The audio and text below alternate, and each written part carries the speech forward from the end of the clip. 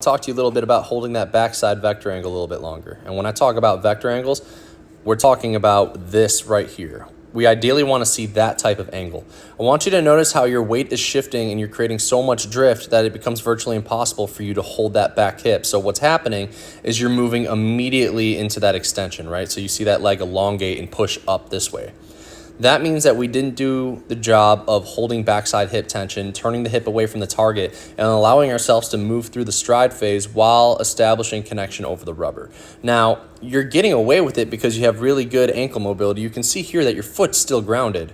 So that's an A+ thing right there. I wouldn't change any of that. But ideally, in order for us to have more usable rotation in our delivery, the goal would be to reestablish this type of angle here and not so much moving immediately into backside extension, because now you can see we created what's called a negative vector angle, which is where it starts to bend inwards instead of outwards. And as soon as that happens, it becomes virtually impossible to use that back hip to rotate. So what you're seeing here is that kind of scoop and elevation of that hip. You can see right here, I'm going to draw this. The hip is going to push up.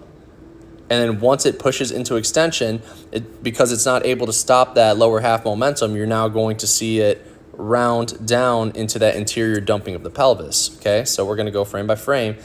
It pushed up, and now it dumps over.